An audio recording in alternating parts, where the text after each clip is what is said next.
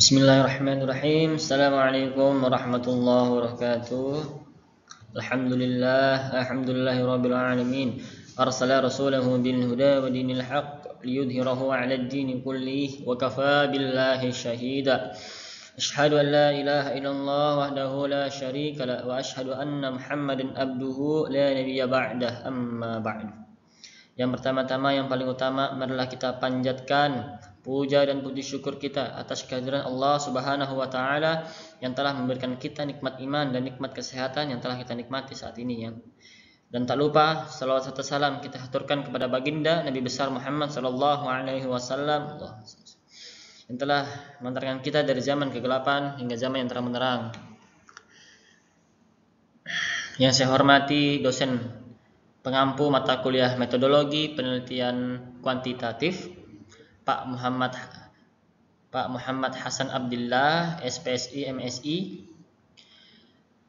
dan yang saya hormati teman-teman BKI 62 semester 6. Perkenalkan, nama saya Aji Wahyu Pangestu, saya mahasiswa BKI semester 6. Di sini saya akan menjelaskan dan memberikan gambaran tentang perencanaan proposal milik saya. Untuk slide selanjutnya, fenomena. Jadi fenomena yang saya angkat itu adalah efikasi diri. Ya, efikasi diri itu apa? Efikasi diri itu adalah keyakinan diri. Jadi efikasi itu adalah keyakinan individu terhadap kemampuan dirinya untuk menghadapi tantangan dan mencapai tujuan yang diinginkan. Dan untuk definisi konseptual itu keyakinan individu dalam kemampuannya untuk menghasilkan hasil yang baik. Jadi individu tersebut ingin mencapai tujuan atau hasil yang baik, hasil yang dia inginkan.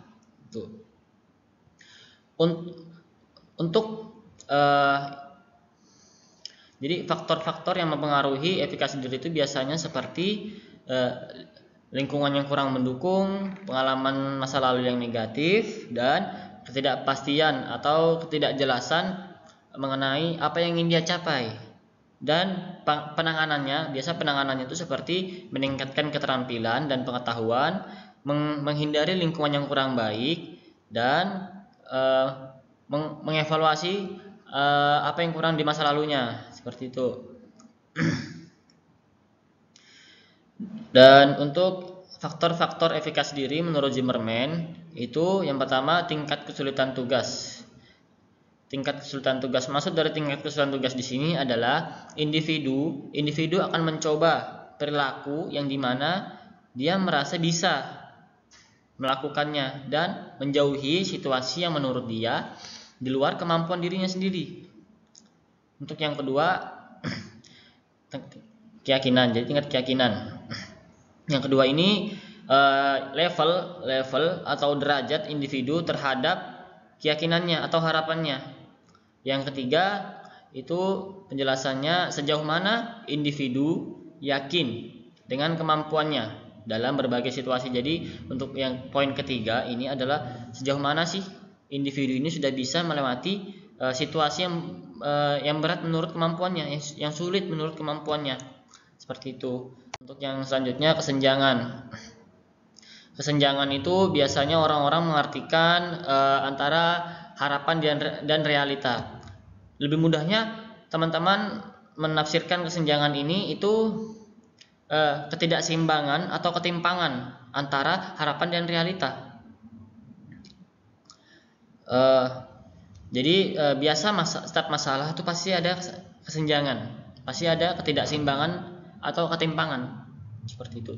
Jadi fenomena saya tadi kan efikasi diri.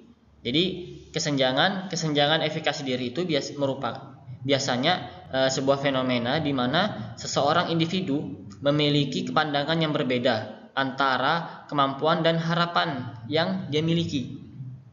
Maksudnya di sini itu seseorang individu mungkin merasa bahwa ia tidak memiliki kemampuan atau bakat yang memadai untuk mencapai suatu tujuannya.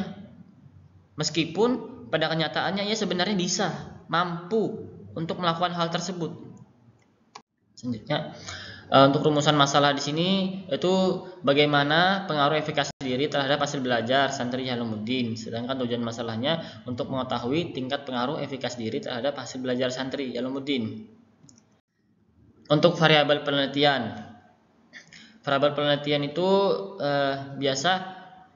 variabel penelitian itu variabel yang akan diobservasi atau diamati dalam sebuah penelitian. Biasanya fungsi dari variabel itu untuk melihat pengaruh dari suatu variabel terhadap hasil penelitian atau data yang diperoleh. Jadi variabel X saya di sini itu efikasi diri, variabel X efikasi diri, dan variabel Y hasil belajar. Jadi variabel bebas saya atau variabel X ini, efikasi diri ini biasanya ini mengacu pada keyakinan individu akan kemampuan mereka untuk menyelesaikan tugas tertentu. Dan untuk variabel Y atau variabel terikat di sini hasil belajar ini mencakup tingkat pemahaman dan pencapaian individu. Jadi dalam penelitian ini kita melihat apakah efikasi diri seseorang individu tersebut berpengaruh pada hasil belajarnya. Itu hipotesis itu biasa orang-orang biasanya mengatakan bahwasanya hipotesis itu dugaan awal atau menduga-duga. Jadi hipotesis yang di sini saya menggunakan hipotesis korelasi. Sebenarnya teman-teman, hipotesis itu banyak bagiannya, banyak macamnya, tetapi yang sering digunakan dalam penelitian itu ada dua. Yang pertama hipotesis korelasi yang saya gunakan sekarang. Yang kedua hipotesis komparasi. Apa itu hipotesis korelasi? Hipotesis korelasi adalah hipotesis yang digunakan untuk menunjukkan hubungan antara dua variabel. Seperti relevansi antara yang saya teliti, efikasi diri dan hasil belajar. Atau mungkin bisa teman-teman contoh lain misalnya seperti tingkat pendidikan, relevansi antara tingkat pendidikan dan hasil belajar. Bisa juga. Dan itu tadi hipotesis korelasi atau hubungan. Untuk yang kedua hipotesis komparasi. Hipotesis komparasi itu malah sebaliknya dari hipotesis korelasi. Hipotesis korelasi tadi hubungan, sedangkan hipotesis komparasi itu perbandingan atau dibandingkan. Ada bandingan. Jadi hipotesis komparasi itu membandingkan antara variabel-variabel yang lain. Contohnya semisal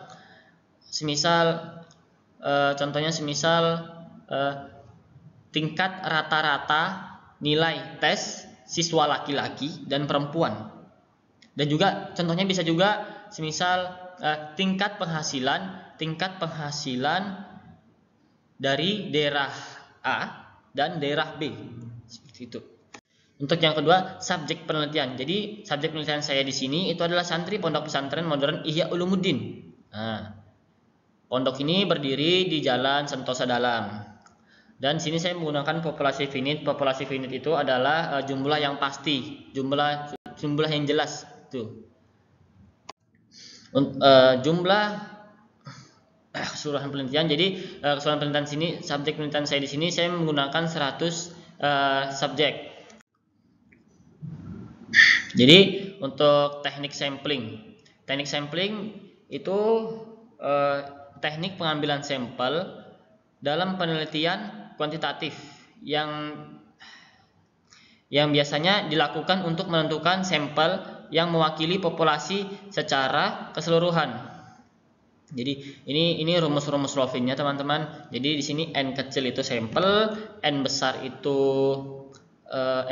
populasi, seperti itu. Dan dalam menggunakan rumus Rovin itu biasanya kita perlu mengetahui terlebih dahulu jumlah populasi dan tingkat kesalahan dengan menggunakan rumus Rovin, maka akan mendapatkan maka akan mendapatkan sampel dari populasi tersebut. Untuk instrumen penelitian.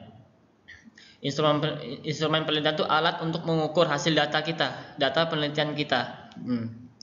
Jadi instrumen penelitian itu adalah biasanya alat atau sarana yang digunakan dalam pengumpulan data pada suatu penelitian, penelitian kuanti atau kuali mungkin bisa menggunakan instrumen. Kalau di kuali biasanya menggunakan wawancara, sedangkan di kuanti biasanya menggunakan skala atau angket juga. Untuk teknik analisis data, di sini itu saya menggunakan regresi. Mengapa regresi? Karena di sini itu menggunakan menggunakan aplikasi SPSS. Selanjutnya mungkin itu saja yang dapat saya paparkan tentang perencanaan proposal saya. Jadi di sini saya hanya iseng membuat kata-kata dari kuantitatif. Itu data kuantitatif mungkin tampak sangat banyak pada pandangan pertama, tetapi dengan tekad dan perhatian terhadap detail angka tersebut, kamu bisa merubah angka mentah menjadi wawasan bermakna yang menginspirasi tindakanmu.